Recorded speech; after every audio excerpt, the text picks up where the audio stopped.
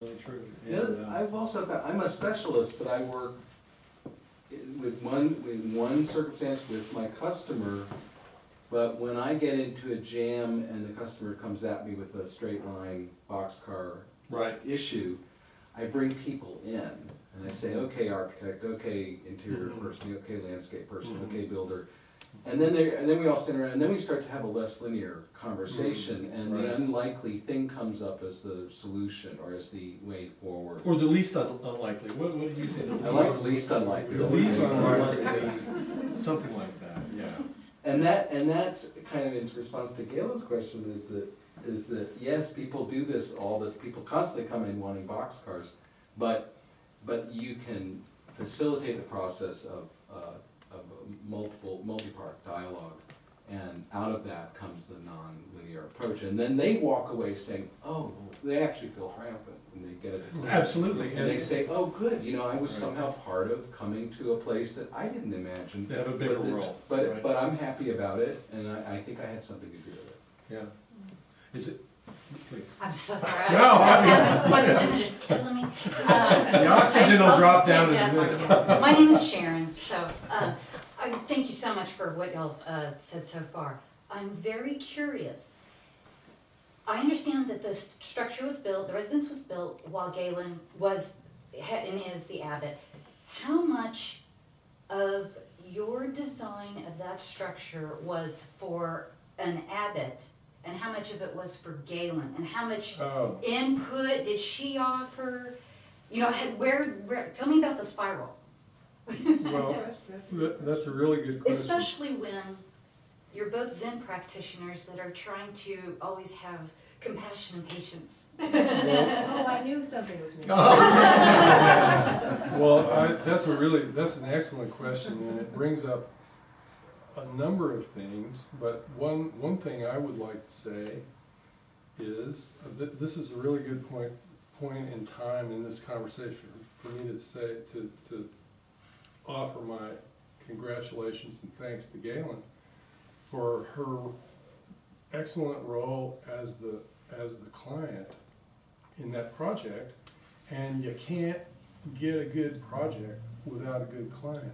But I mean, she probably didn't give you complete free reign. Well, Or did she? I tried to. Yeah? I don't know. That would be the linear approach, and Right. he was he's very skillful. And he wouldn't fall for that. there's what that is, I think, is that what I find often is that there's this kind of dance or interplay between rationality, kind of rigor, if you will, and very free kind of leaping clear of the bounds of the situation, and it's going on simultaneously, and they sort of dance with each other somehow, and so that keeps it keeps it somehow rational and simple, but it also opens up possibilities. Must have been very organic. Yes. It is, but can I answer two? Yeah. There are two specific things that come immediately to mind. One is that when it was first designed, it went through many iterations, but one of the first designs was that the whole thing would be very open, kind of an open space. But I'm a more private kind of person, so the design changed so that the entry moved from this very private space that can be closed down, that there's a sliding door, it can all be contained. And then it goes into the private and then more private space. So that was a reflection of my personal need, but I'm always thinking about my own death. There will be another abbot, and it's designed so that there are iterations. It could have been 2 stories, it could have been 1 story, all sorts of things. But if the next abbot has a family, for instance, it can be built on the far end and stacked there. So we thought about that. It's a flexible building. The other thing I would say about this question, if I may, is just to point out how hard a process it is. I think it's a very tough process. I think that a client in an architectural project has to do, it's quote-unquote inefficient market. You only do it once in your life, or maybe twice. Some people are serial offenders. They do that. They do that. But it is rare, and what that means is that this is an opportunity that people take. It's very sincere, and people are in earnest.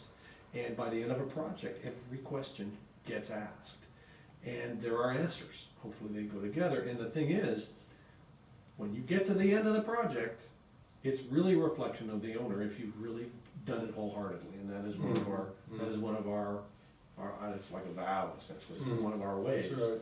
If you've done that wholeheartedly, it will be the client's, and that to me That's right. is an That's ethical right. obligation to do that, and in the process, surrender, my idea that I'm daddy visionary. I'm just Well, not going to do that. Well, yeah, and that's sort of like, that another way of saying the opposite thing to that, or the converse of it, is like what you suggested a minute ago, Sharon, about free reign. Right. Free reign is actually not very good, not very much fun. I'm a decorator, and when somebody says, I don't care, Yeah. I can't, That's Yeah. the worst. I cannot do it, and I've had people be oddly specific. I want it to look like a Pottery Barn catalog. And then I had a gentleman say, I want it to look like a woman would want to live here. Like I want to get girls, and so you have, and it's so psychological, and it's Right. so sociological as well. But you get something to work with. Yes, Yeah. something, and and you just have to keep asking questions and keep Right. asking questions, Yeah, and I have yeah. to tell these people, I promise I won't tell other people what you say, but tell me, Yeah. do you do this, do you do that, and don't worry if I look in your closet, Exactly. And so I'm very curious. It's a beautiful structure, and it's funny because I don't know what I thought a Zen abbot's residence would look like. I was picturing something extremely austere, maybe just a mat on concrete, and maybe some hay or something. So I'm very happy to see that it's beautiful. Not primitive. No. And it's someplace I would love to live, and I also felt that, I know Galen a little bit, that I felt like it was a reflection of her personality as well. And so, All that red. yes, exactly, the red, and there was a warmth to it. But you can tell when you go into a building that experience has actually been undertaken. Yes. Right? Yes. You can Right. feel it. That's right. People used to say, oh, well, that's not marketable. People will never buy this. And what my experience in the so-called market is, that if you really go there, as idiosyncratic as the building might turn out to be, there will be a line of people wanting to buy it at the end. There's gonna be people wanting it. If you design it for anybody, then nobody's really gonna care much. See that a lot. Somewhere in between somebody who has too many questions and somebody who has too many answers, if it's relatively balanced, Yes. you Yeah. can get a really good conversation going. Yeah. Somewhere in the middle, the truth lies. Or you can fight your way to it. I mean, Yeah. I've done that too, so, Yeah. it's working with people, not building. And the thing that I always remember is there's some technical work that goes into the production of documents and so forth, and there's technical understanding, but the bottom of it, in the final analysis, it's all made out of communication. Right. That's all it is. It's all information. It's Yep. it's communication of ideas and information, and I guess you could say that there's a product, but it's not. But it's indirectly, in a strange way, it's indirectly related to what we do. Right. Well, I mean, I was trying to get to that when I was talking about making a place that's constructed of insight. Yes. Ultimately. Right. It's constructed of this new information that you gain. I mean, design is, for a lot of people, shopping. What I tell people is, shop, learn, think, create. You're always doing one of those four things at any given time. You just have to elevate each one as you go along.